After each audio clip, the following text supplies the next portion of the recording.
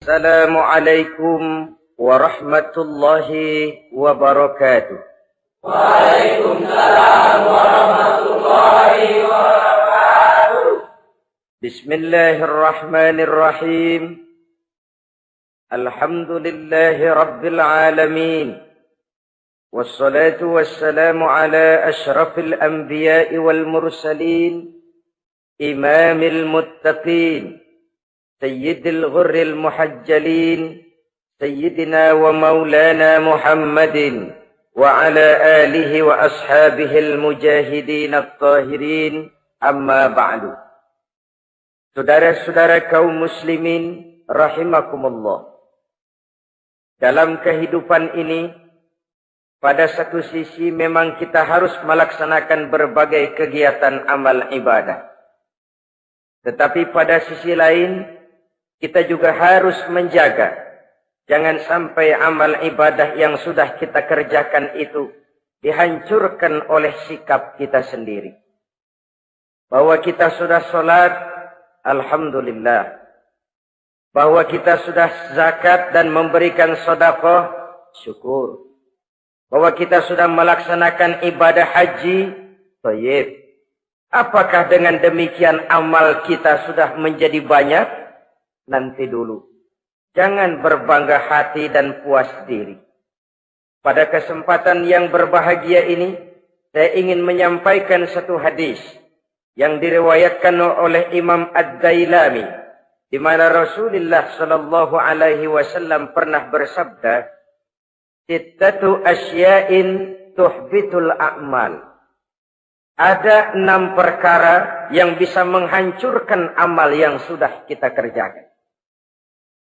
Salat yang sudah kita kerjakan itu, zakat yang sudah kita bayarkan itu, haji yang sudah kita tunaikan itu, bisa dihancurkan oleh 6 perkara ini. Nanti di akhirat, pada saat setiap orang menunggu pahala dari ganjaran amal yang ia kerjakan di dunia ini, kita menanti dan menanti, ya Rabb, mana amal kebaikan saya? Mana pahala kebajikan yang saya lakukan? Hasilnya tidak ada. Amal yang kita kerjakan dihancurkan oleh sifat-sifat yang akan kita kemukakan pada pertemuan kali ini. Yang pertama yang bisa menghancurkan amal adalah al-istighalu bi'uyubil khalqi.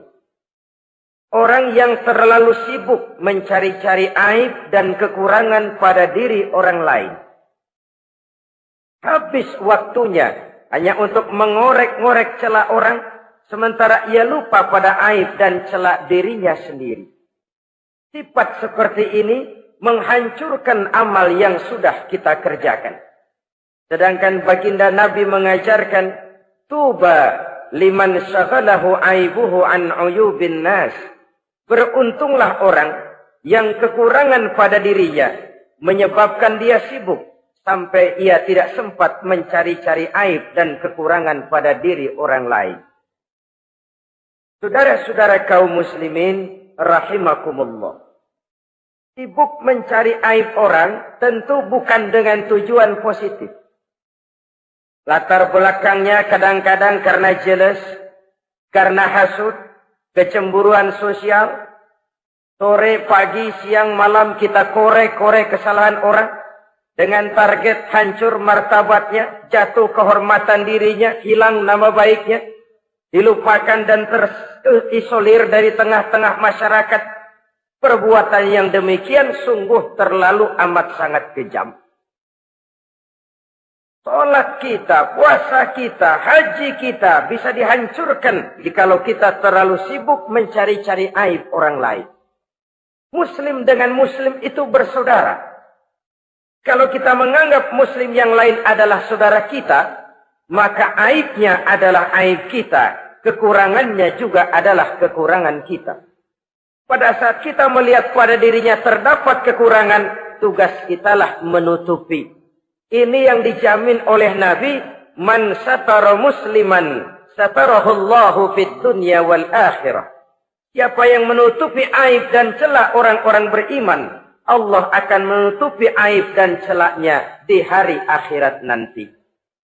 Zaman sekarang, zaman gosip. Zaman sekarang, zaman isu.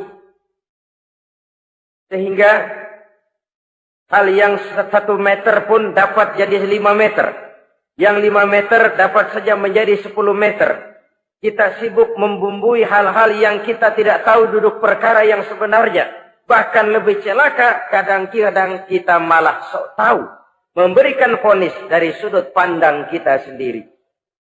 Adalah tidak bijaksana jika kita mengukur baju orang lain dengan badan sendiri. Baju orang lain kita ukur pakai badan kita. Tentu saja enggak pas. Begitulah. Terlalu sibuk mencari-cari aib orang lain. Menghancurkan amal ibadah yang sudah kita kerjakan. Na'udzubillah. Summa na'udzubillah. Kadang-kadang hadir majelis taklim di pengajian. Ngaji setengah jam. Ngomongin orang 2 jam setengah. Tekor, defisit. Belum bergeser dari majelis taklim. Ini kan penyakit rohani. Di mana kedudukan kita antara sesama muslim bagaikan satu tubuh. Kalau yang satu sakit, yang lain ikut merasakan sakit. Yang satu terhina, yang lain ikut merasakan terhina. Jadi pada saat kita melihat aib orang lain, kita ceritakan di mana-mana, kita bongkar di mana-mana. Tentu satu hal yang jelas. Kita tidak senang kepada orang itu. Kita tidak senang kepada orang itu. Dan kalau sudah tidak senang, maka fungsi persaudaraan bisa berubah menjadi permusuhan. Oleh sebab itu, kalau ada 2 orang berselisih, boleh kita bohong untuk mendamaikan 2 orang tadi. Misalnya si A sama si B berantem nih, jengkel, marah-marahan. Saudara datang ke rumah si A. A, saya dengar kamu lagi marahan sama B. Iya itu si B, kurang ajar. Bangsat, bajingan, tengik. Pokoknya kalau ketemu, awas. Ah, saya kira sih nggak begitu. A, tadi saya ketemu B, dia bilang malah kangen sama sampean. Dia pengen ketemu, ingat masa lalu zaman sebantal berdua, sebatang rokok berdua. Dia kangen pengen ketemu. Padahal si B nggak ngomong apa-apa sama saya. Saya olah sedemikian rupa sampai si A tenang. A tenang, saya datang ke rumah B. B, katanya kamu lagi marahan sama si A. Iya tuh A, kunyuk monyet. Udahlah, pokoknya kalau ketemu dia saya hantam habis. Ah, barusan saya ketemu si A, dia bilang pengen ketemu ente. Pengen ngobrol kayak dulu, mengembalikan keharmonisan yang hilang, mengembalikan kehangatan persaudaraan yang lenyap. Si A tenang, si B adem. Kenapa? Karena bohong saya. Kesana saya ademin, kesini saya ademin. Jenis bohong seperti ini berpahala. Kenapa? Tujuannya mendamaikan orang yang sedang berselisih. Tapi kan orang bermental seperti ini jarang. Yang banyak kan tukang kompor sekarang. Taruh angetin sini, angetin, murub deh. Kata sama A, lu marahan sama B. Iya, gue kesel banget sama B. Emang? Wow. Diemang-emangin. Oh, udah dah, pokoknya gue mah kalau jadi elu takut sama si B, gue buka celana, gue pakai rok deh. Si A panas. A panas, datang ke rumah B. Komporin lagi. Dua-duanya panas, koslet, terjadi perkelahian. Biang iblisnya tukang kompornya. Sampai untuk mendamaikan 2 orang yang berselisih. Diizinkan berdusta. Kenapa? Prinsip Islam itu Islam. Mencari jalan damai. Bukan mengeruhkan suasana. Inilah realitas di tengah-tengah masyarakat. Enakan ngomporin daripada nyiramin. Enakan manasin daripada mendamaikan 2 orang yang sedang berselisih. Apalagi kalau kita punya kepentingan. Main nimbrung aja kayak toge. Kagak ngerti urusan. Nyampur aja nyampur. Toge kan begitu. Toge ada laksa nimbrung. Ada gado-gado ngikut. Ada kredok masuk. Kagak ngerti juntrungan masalah. Main nyampur aja nyampur. Ini kan tidak objektif namanya. Nah, mental seperti ini. Wah, sholatnya khusyuk. Zakat bayar, sedekah iya. Tapi kalau suka cari-cari aib orang, jembreng kesalahan orang di mana-mana, sholatnya, puasanya, hajinya bisa dihancurkan oleh mental yang seperti ini. Jangan bangga-bangga, sholat saya sudah banyak, puasa saya hebat, mantap, haji saya tiap tahun mondar-mandir ke Mekah. Tapi kalau mental seperti ini masih ada, waspadalah. Amal yang kita kerjakan bisa hancur oleh mental, sikap mental kita sendiri. Ini yang pertama. Yang bisa menghancurkan amal, terlalu sibuk mencari-cari aib orang lain. Satu. Yang kedua, saudara-saudara, wa qaswatul qalbi. Orang yang hatinya keras, tidak mempan diberikan nasihat. Baik nasihat yang datang dari luar dirinya, ataupun nasihat yang datang dari dalam dirinya. Hatinya keras. Dikasih muka tembok, kulit badak, kuping kebo. Makhluk apa namanya itu? Wallahu a'lam. Rai gedek. Pantas ya kalau kita lihat sejarah, Islam itu turun di semenanjung Arabia. Sebagai test case. Masyarakat Arab 14 abad yang lalu dikenal keras, kasar, brutal, primitif. Dari berbagai aspek kehidupan. Standar, kalau di tengah masyarakat yang begitu keras Islam berhasil, masyarakat lain lebih mudah masuk. Rasulullah diutus di Cianjur, lalu dakwahnya sukses, saya nggak kagum. Paling-paling datang Nabi ke Cianjur disambut dengan ramah. Enggak, Rasul. Ayo nama kumaha Rasul wae, ayo nama. Pasti aman, damai, tidak ada cerita perang. Tapi Masya Allah, turun di tengah satu struktur sosial yang keras, kasar, primitif. Menghadapi orang yang hatinya keras seperti ini. Apa prinsip kebijaksanaan yang dilaksanakan oleh Rasul dalam menerapkan syariat Islam? Pertama, at-tadrij fit tasyri'. Dalam melaksanakan syariat, prosesnya melalui tahapan. Contoh, jahiliyah dulu itu paling senang sama mabuk. Geng. Pinteler. Oh, jahiliyah itu kalau sudah mabuk, nggak cuma minum, mandi pakai arak. Subhanallah. Mandi pakai arak. Menghadapi masyarakat yang seperti ini, apa strategi syariat Islam? Mula-mula ayat yang turun. Yas'alunaka 'anil khamri wal maisir qul fihima ismun kabirun wa manafi'un linnas. Mereka bertanya kepadamu, hai Muhammad, tentang arak. Katakan, arak itu ada manfaatnya, tapi juga ada bahayanya. Bahayanya lebih besar daripada manfaatnya. Tidak diharamkan dulu, tidak. Cuman dikasih ten. Teler emang enak. Melayang ke langit. Cuman ada bahayanya. Bahayanya lebih besar daripada manfaatnya. Dikasih gambaran, dikasih sen. Tidak diharamkan mutlak dulu, tidak. Bertahap dikit dulu. Nih. Urusannya begini nih. Ada manfaatnya, tapi ada bahayanya. Bahayanya lebih besar daripada manfaatnya. Jak rasio berpikir. Setelah tahu bahayanya lebih besar, kan dikit-dikit mulain jauh. Mulain ngurangin, jaga jarak. Setelah ada jarak, turun peringatan kedua. La taqrabus salata wa antum sukara. Jangan dekati salat kalau kamu lagi mabuk. Salat sehari semalam 5 kali. Berarti 5 kali mereka harus jaga diri. Jangan sampai mabuk. Makin jauh. Setelah jauh sekali, kira-kira tidak goyah, turun vonis. Innamal khamru wal maisir wal ansab wal azlamu rijsun min amali syaitan fajtanibu la'allakum tuflihun. Arak itu najis, kotor, perbuatan setan. Jauhi.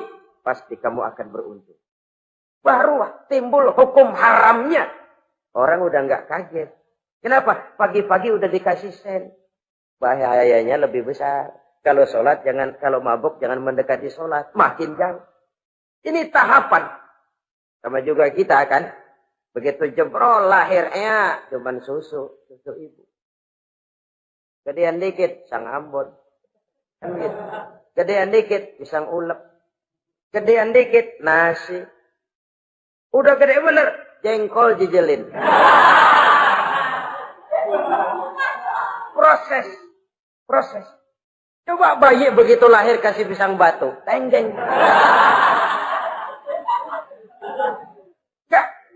Gak kuat menerima, belum waktunya. Ini proses yang dilaksanakan oleh strategi syariat Islam untuk mengobati penyakit qaswatul qalbi ini. Keras hati. Syariatnya bertahap. Tidak drastis.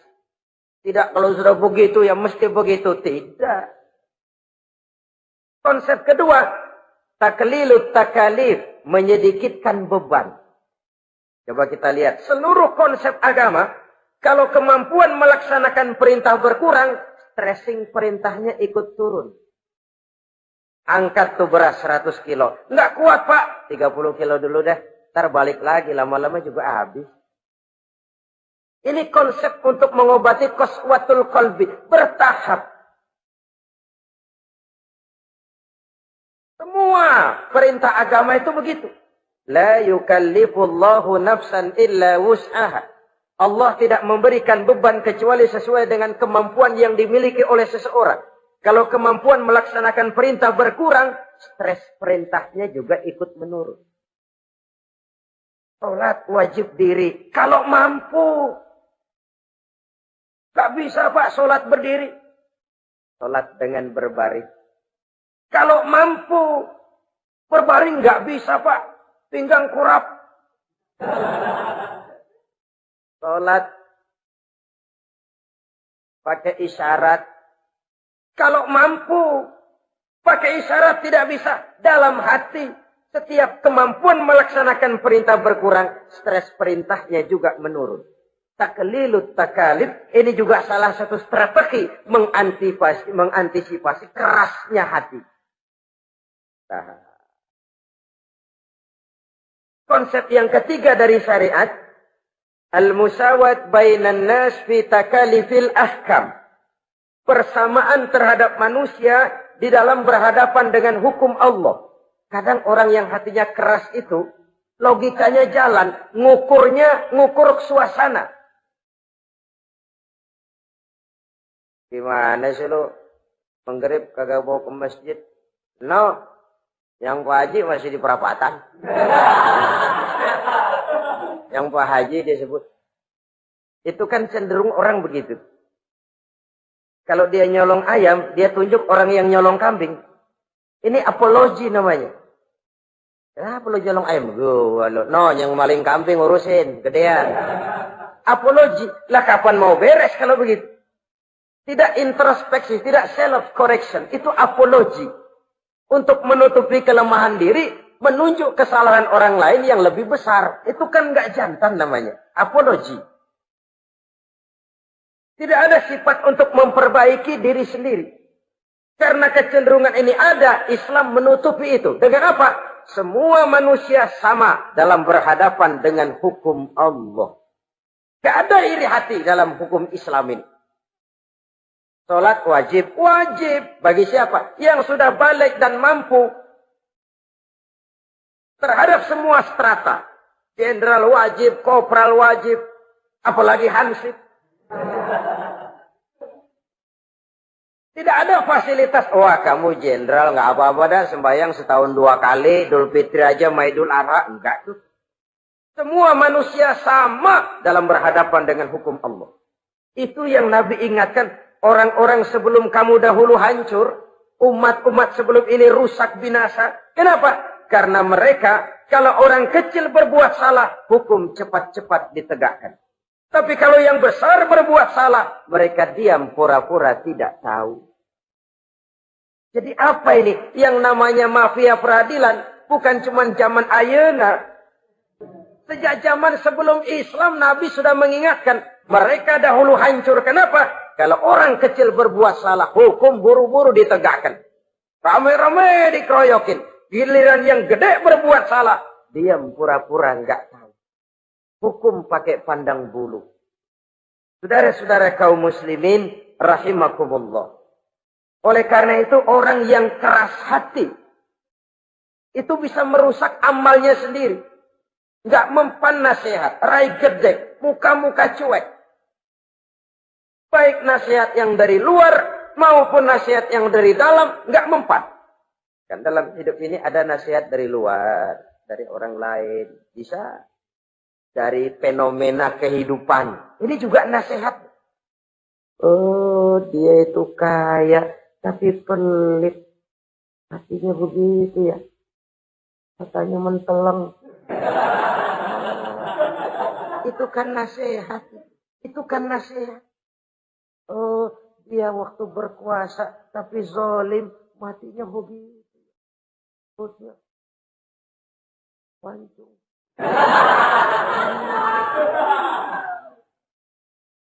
Fenomena kehidupan yang kita lihat, yang kita dengar, yang kita saksikan, itu semuanya bisa nasihat. Unzuru kaifa kana akibatul mukadzibin. Lihat kehidupan ini. Dunia ini kan sebuah sekolahan besar.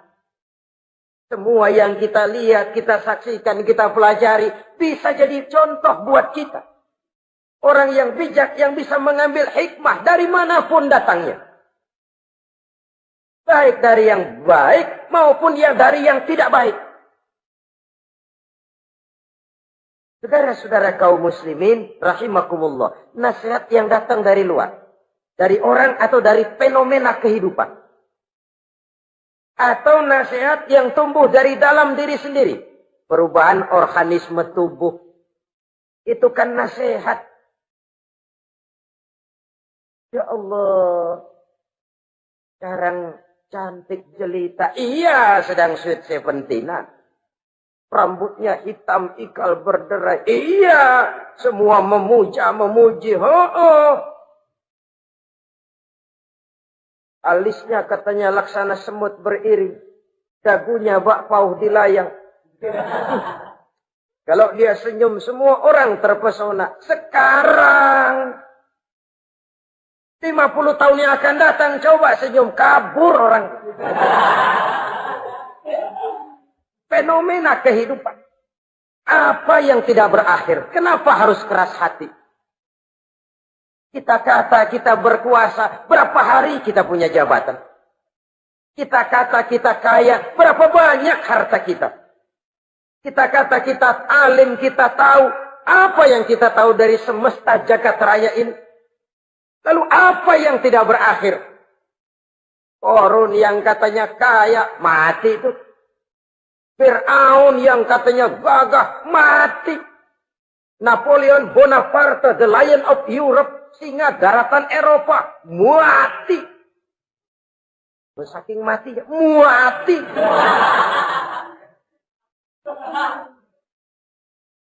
Kenapa harus keras hati?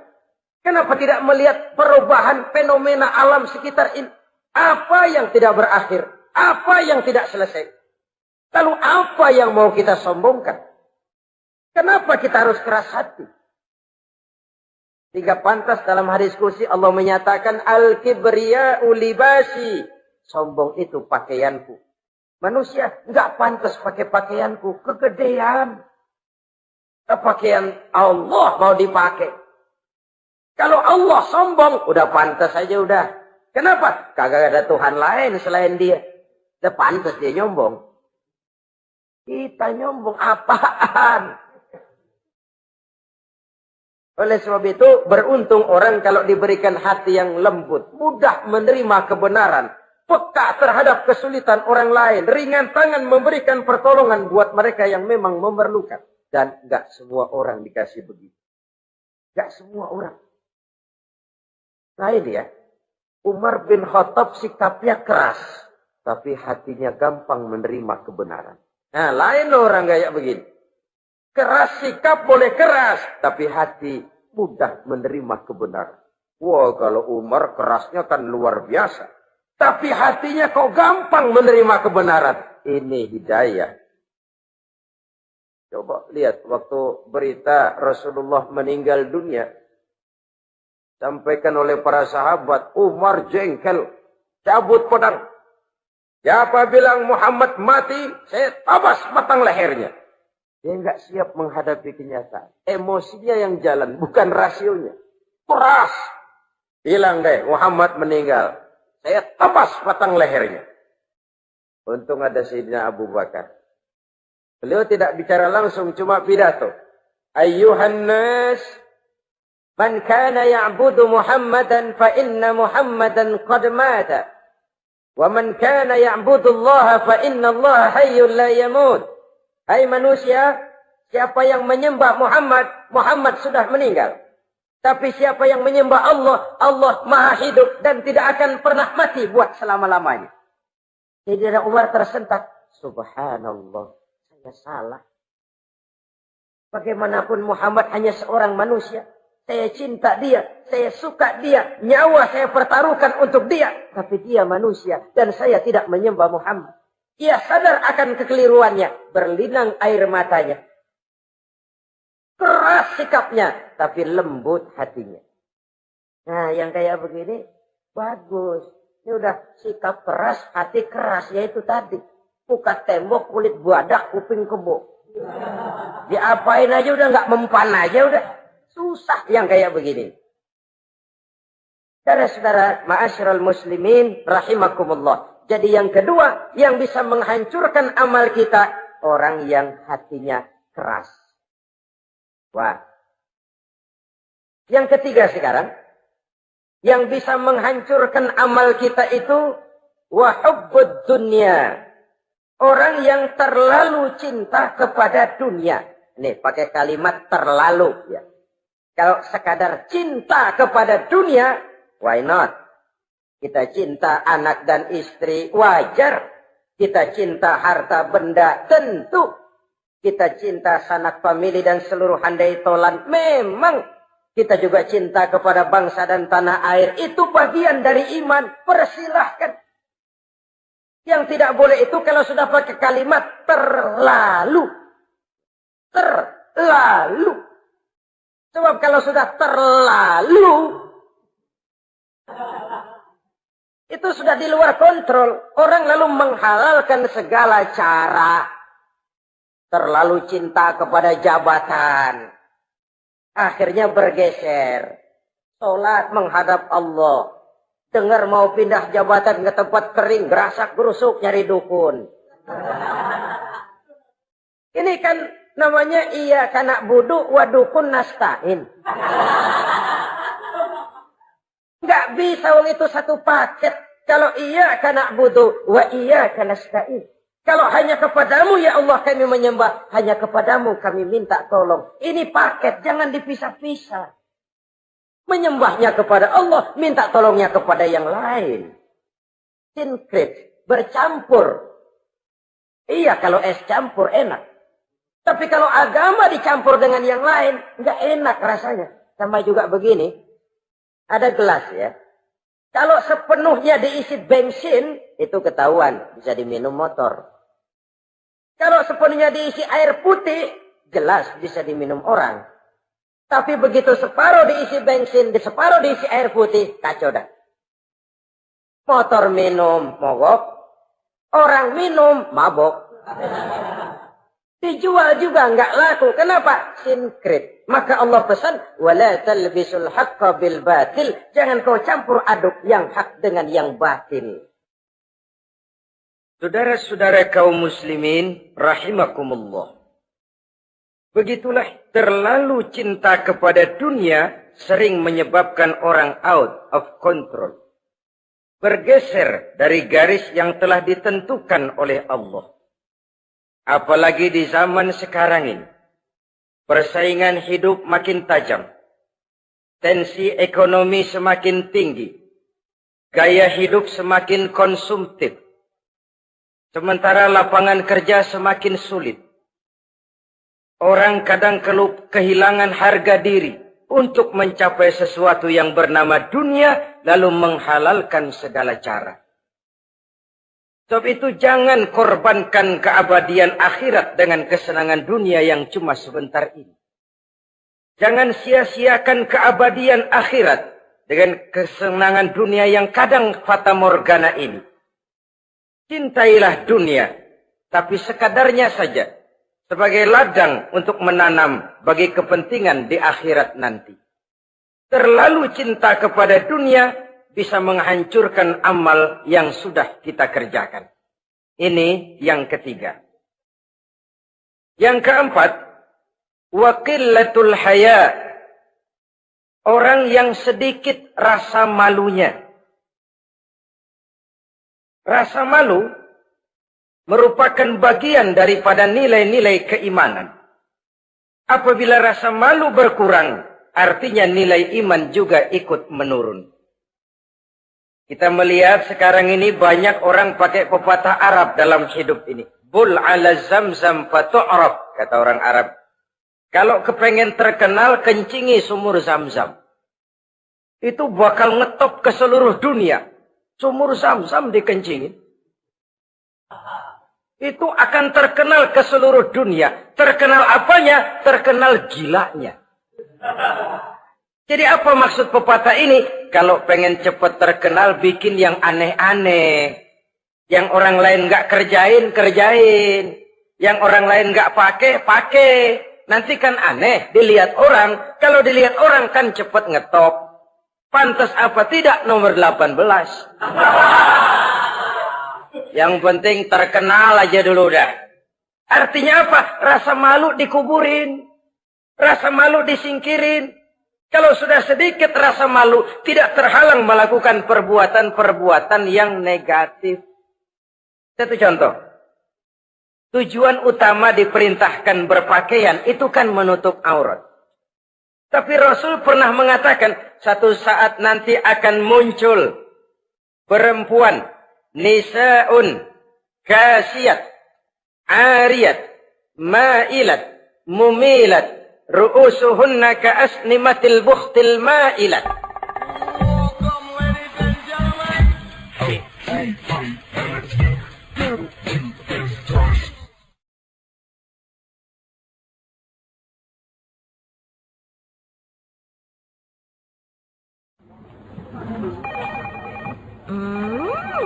What is it? Ooh, a new chocolate product by the Integral CJ's Management. What chocolate? No, my girl. It's a new CJ's brand.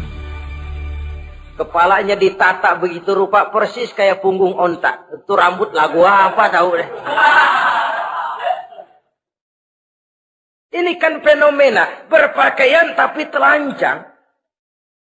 Kenapa? Yang dikejar mode, yang dikejar merek.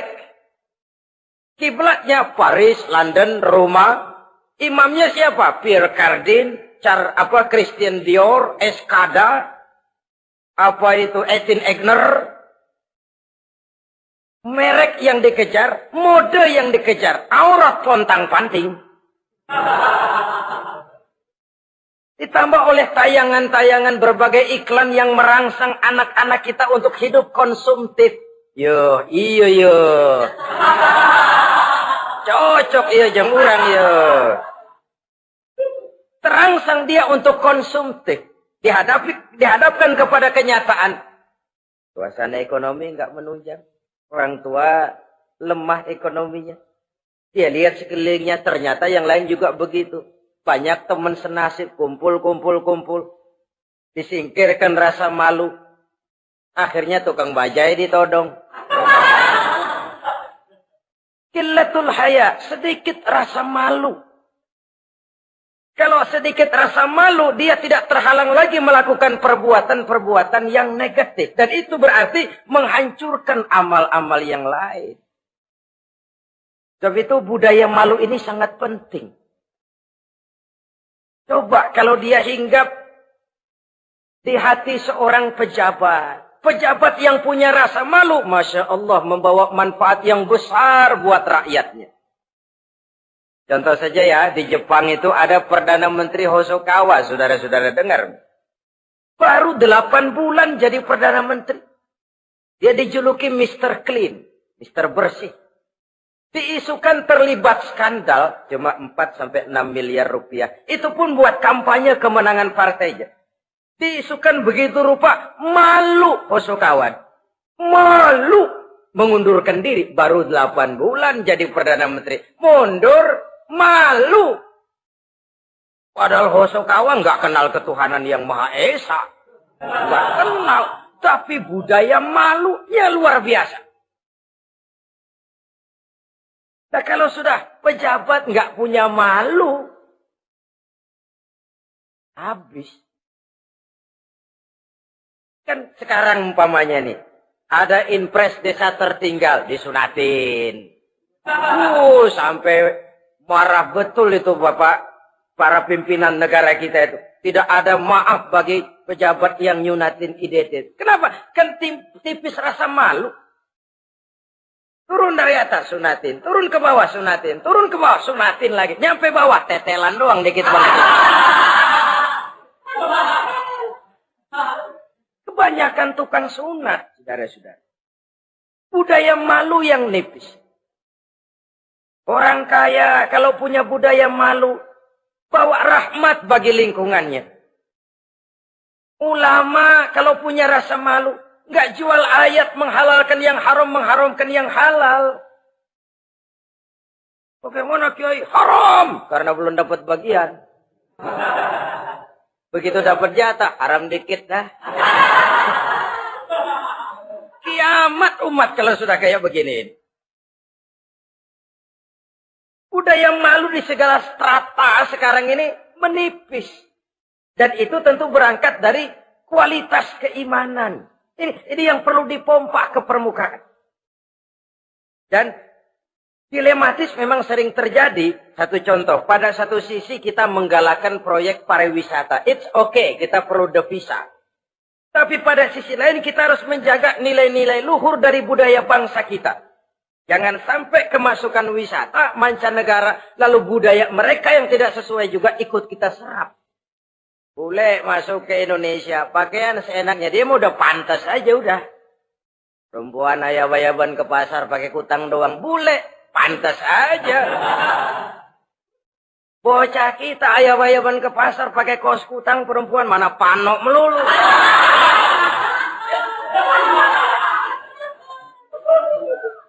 Menipisnya budaya malu. Ada standar. Bahwa mode, hal kedua.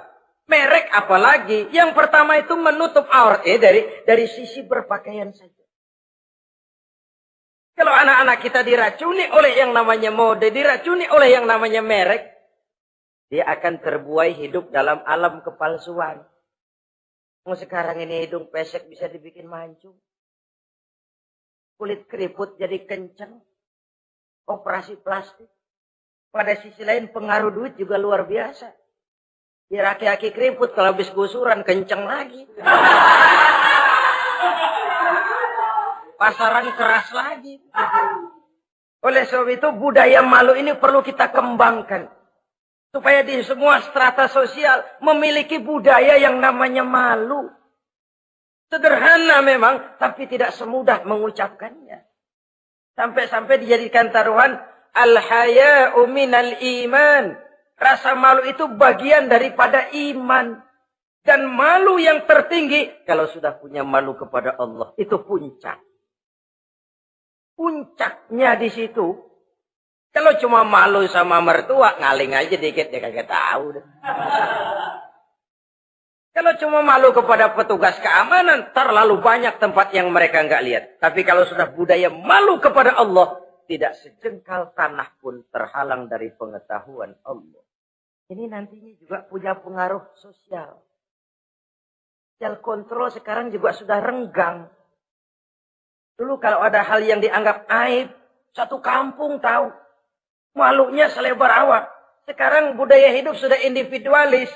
Tetangga mau apa kayak cuek aja udah. Akhirnya orang anteng lah. Nggak apa-apa ini dah tenang aja dah. Besok begitu aja lagi. Sosial kontrol juga sudah agak renggang sekarang ini. Kalau dulu orang punya rasa sosial kontrol yang begitu dekat. Oleh sebab itu, budaya malu merupakan bagian daripada iman.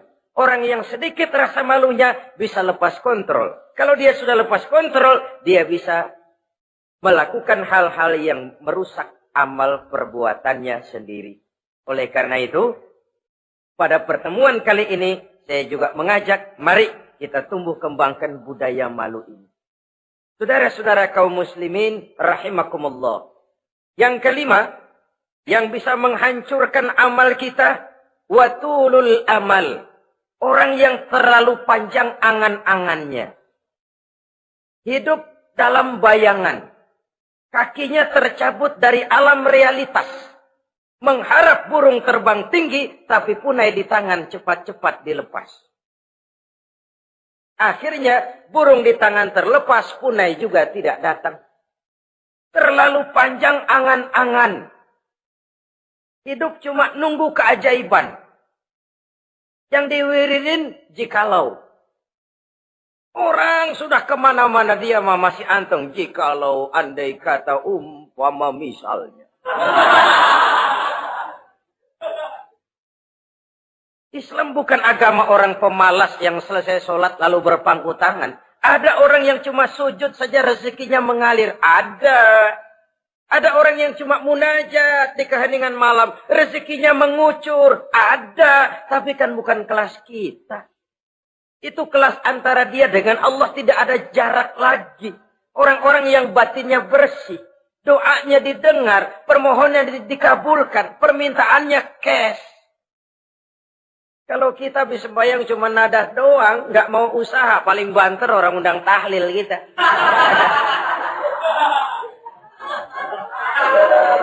Sebesek campur geretan dulu.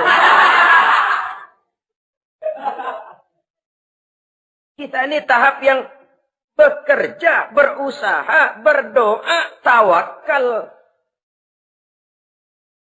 Pernah dalam satu sholat Jumat Rasulullah di masjid. Ada seorang sahabat Baduy. Datang dari pedalaman mau sholat Jumat. Turun dari onta cepat-cepat masuk ke masjid. Ditegur oleh Rasul. Ontamu sudah kamu ikat? Belum ya Rasul. Kenapa? Saya tawakal kepada Allah. Marah Rasul. Keluar. Ikat ontamu. Masuk lagi ke masjid. Baru tawakal. Sederhana sekali, tapi inilah gambaran kehidupan. Ikat ontamu baik-baik, baru tawakal. Kalau nggak diikat, udah tawakal, terus hilang, tawakalnya salah. Sudah diikat rapi-rapi, masih hilang juga. Nah, tawakalnya benar. Sudah usaha, sudah ikhtiar. Toh hilang juga. Gambarannya sederhana. Ikat ontamu baik-baik, lalu masuk ke masjid, barulah engkau bertawakal. Jangan onta dibiarin keliaran lalu tawakal. Tawakalnya yang salah. Saudara kaum muslimin rahimakumullah. Islam mengajarkan keseimbangan. Kita wajib berusaha. Tapi tidak wajib untuk berhasil. Hasil itu hak prerogatifnya Allah. Berusahalah sebagaimana harusnya di satu sisi. Tapi minta tolonglah kepada Allah di sisi lain. Ada keseimbangan. Orang yang terlalu panjang angan-angannya biasanya malas bekerja. Terangsang ngejar kerjaan yang gede, yang kecil kagak dikerjain. Akhirnya yang kecil lewat, yang gede kagak datang. Padahal rezeki itu kan yang penting mudawamahnya ya, rutinnya. Biar banyak tapi begitu sekali datang banyak, begitu stok 10 tahun kagak datang terus. Sengsara juga. Yang penting mudawamah, continue-nya itu. Biarin duit sih banyak, asal rutin aja. Gak apa-apa. Tulul amal, terlalu panjang angan-angan. Hidup di alam bayangan. Terlepas kaki dari akar kenyataan. Hidup ini kan kenyataan, harus dihadapi secara nyata. Islam ini agama yang wajar. Hiduplah secara wajar. Jangan melakukan sesuatu yang memang bukan makom kita di situ. Artinya apa? Kalau memang kita cangkir, lalu minta air seember, kan lebihnya mubazir. Cangkir minta air diisiin seember. Buat apa lebihnya? Bukan makom kita. Jangan tercabut dari akar kenyataan. Siapa sih kita ini? Jangan ibadah baru ala kadarnya, sikap udah kayak wali. Iyalah kalau wali cuma sujud, permohonannya makbul. Kenapa? Dia dengan Allah itu nggak ada jarak. Kita, lapisan dosa kita yang bikin jarak. Makanya sering dijelaskan ya. Kalau ada hadis, siapa yang baca Bismillahirrahmanirrahim, dia lewat di atas air, beku itu air, dia bisa jalan di atas air. Bismillah saja bisa jalan di air. Tapi kan soalnya kemudian, Bismillahnya orang yang bagaimana? Model kita, maaf lah, 1000 kali baca Bismillah, lewat di empang, tenggelam kita. Bukan Bismillahnya yang lain. Yang baca mentalnya, pribadinya yang lain. Makom kita belum di situ. Kalau memang makom kita masih harus berusaha.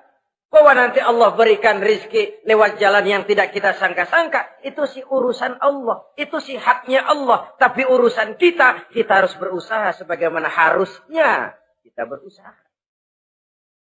Ya, emang jodoh dari Tuhan, apanya pakai nyari, nanti juga aja datang cuma nenek-nenek kali.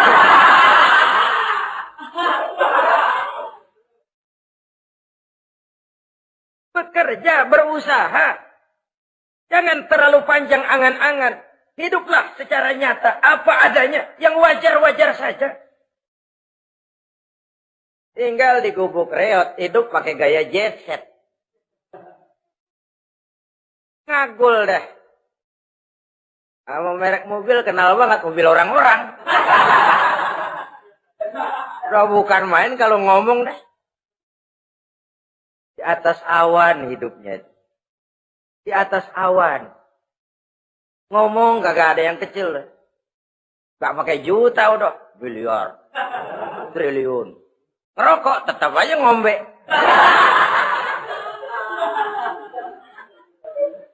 Silahkan mengharap burung terbang tinggi. Tapi punai di tangan jangan dilepas.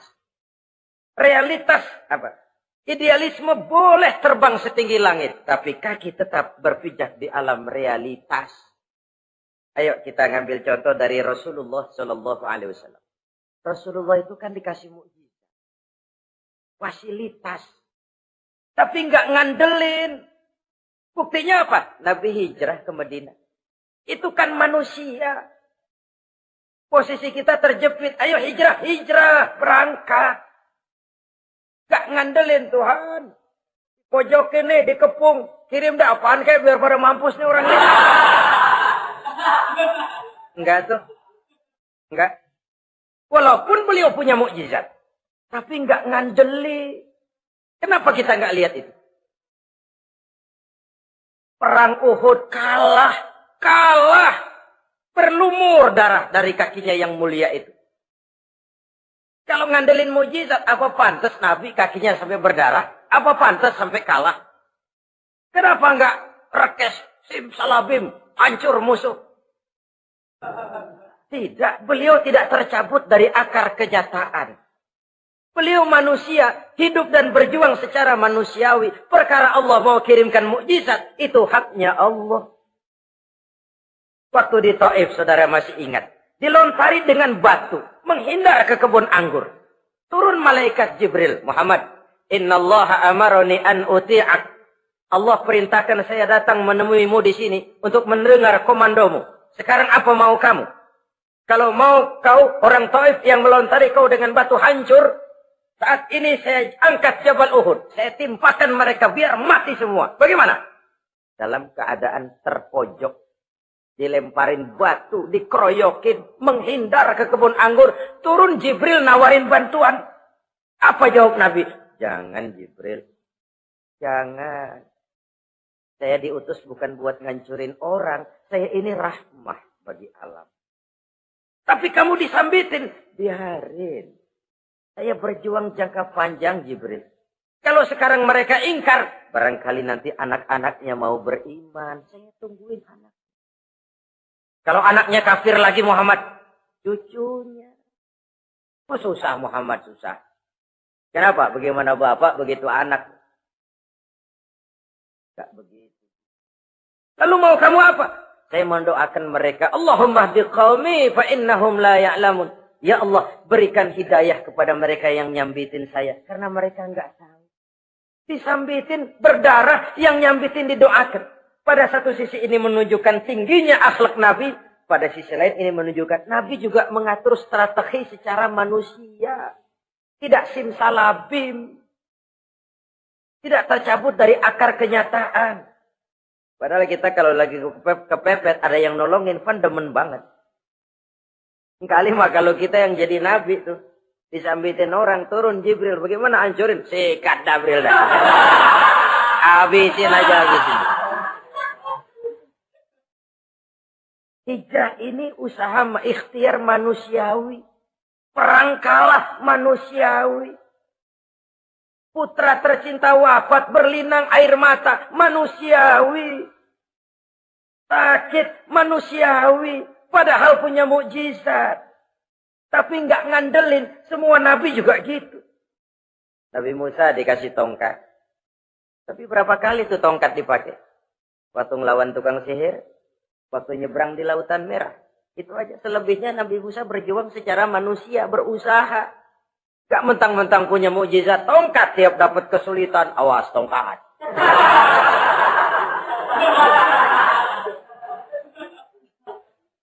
Utuh manusiawi. Nah, ini Rasul. Kenapa kita nggak lihat itu? Kenapa kita lalu tercabut dari akar kenyataan dan hidup dalam khayalan? Sampai di satu anekdot yang menyentuh. Sekarang ini akibat tayangan-tayangan televisi begitu rupa. Ada seorang bapak ditanya sama anaknya. Pak, Tuhan sama Batman kuatan mana sih?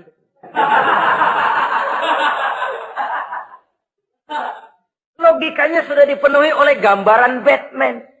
Bahwa Batman itu kuat, gagah, menolong yang lemah. Timbul logika. Kuatan mana sama Tuhan? Gitu. Pengaruh yang dia lihat itu membentuk opini. Sama juga sekarang coba lihat ibu-ibu. Kalau udah Cassandra, itu masakan ditinggal tuh angus di dapur. Angit tuh tempe juga. Saudara-saudara kaum muslimin, rahimakumullah. Begitulah yang kelima, yang bisa menghancurkan amal kalau orang terlalu panjang angan-angan. Hiduplah secara wajar karena Islam memang agama yang wajar. Jangan melakukan sesuatu yang memang bukan makom kita di situ. Jangan melakukan sesuatu yang memang bukan posisi kita di situ. Kullun ya'mal ala syakilatih. Jangan minta ayam menggonggong. Jangan minta kambing mengeong. Bukan bagiannya. Bukan bidangnya. Sama juga orang ngomong, apaan mubalik kerjanya ngomong doang. Sekarang kan zaman pembangunan. Mana ada mubalik ngurus irigasi. Nah, kalau mubalik ngurus irigasi, apa lurah mau ngajar fikih? Jangan tercabut dari akar kenyataan. Toh, prinsip modern saja mengajarkan the right man on the right job. The right man on the right place. Orang harus ditempatkan sesuai dengan bidangnya. Jangan tercabut dari akar kenyataan. Inilah kita. Dan inilah yang harus kita lakukan. Hidup ini kenyataan. Hadapilah secara nyata. Perkara Allah mau membuat yang lain. Itu hak prerogatif Allah. Bukan urusan kita. Yang terakhir saudara, yang keenam yang bisa menghancurkan amal kita, wa zalimun la yantahi. Perbuatan zalim yang tidak sanggup dihentikan. Zalim kepada Allah, zalim kepada makhluk atau zalim kepada diri sendiri. Ada orang zalim kepada Allah. Begini banyak nikmat yang diberikan Allah. Nggak sanggup dah kita ngitungnya. Dari bangun tidur sampai tidur lagi nikmat nggak pernah berhenti itu. Bahkan kita tidur sendiri.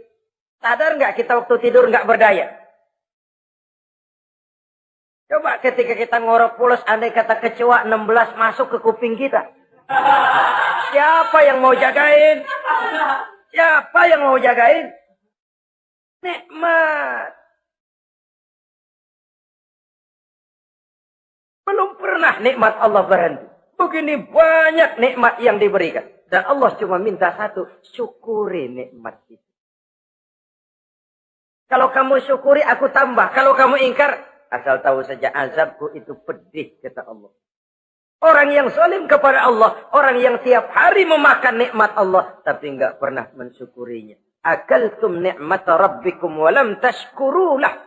Kamu makan nikmat Tuhanmu, tapi enggak pernah kamu bersyukur kepadanya. Itu zalim kepada Allah. Wah, dalam hidup ini kan kita dikasih waktu 24 jam sehari semalam. Sehari semalam, 24 jam. 24 jam itu Allah kan enggak minta semua. 5 waktu saja kau lapor kepada aku. Sholat. Sholat kalau bagus, 10 menit kan. Aroda tuh sholat bagus. Kilat 5 menit dah. Kilat khusus 2 menit. Cepat dia nggak pakai perangko. Taruhlah yang menengah kita ambil 5 menit. Kalau 5 waktu, 5 kali 25, 5 kali 5 berarti 25 menit untuk lapor. Hai manusia, aku kasih kau hidup 24 jam. 25 menit kau lapor. Banyak yang berat.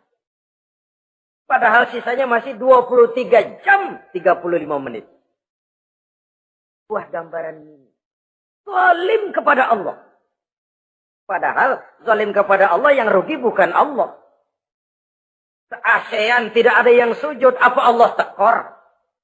Apa Allah lalu berhenti jadi Tuhan? Apa Allah lalu jadi lemah? Tidak. Zalim kepada Allah artinya juga zalim kepada diri sendiri. Lalu zalim kepada sesama makhluk. Kadang tidak kita sengaja. Karena itu dalam Islam tidak ada kebebasan mandiri. Ya contohnya ya. Kita beli radio. Kita setel di rumah kita sekeras-kerasnya. Terus dalam hati nih. Radio gue. Beli gue pakai duit gue. Gue setel di rumah gue. Sekeras-kerasnya urusan apa sama orang. Kata kita. Tetangga kita kan boleh juga ngomong begitu. Mata gue. Yang ngantuk gue. Gue tidur di kamar gue. Kenapa suara radio lu masuk kemari? Ini kebebasan saya nyetel radio. Dibatasi oleh kebebasan tetangga saya yang mau tidur. Kalau saya perturutkan nafsu saya sudah zalim kepada dia. Zalim kepada orang lain. Dan yang banyak tidak kita sadari, zalim kepada diri sendiri. Membiarkan diri hanyut dalam munkarat dan tanpa ada usaha untuk menghentikannya. Tidak ada orang yang bisa mencelakakan diri kita terus-menerus kalau bukan diri kita sendiri.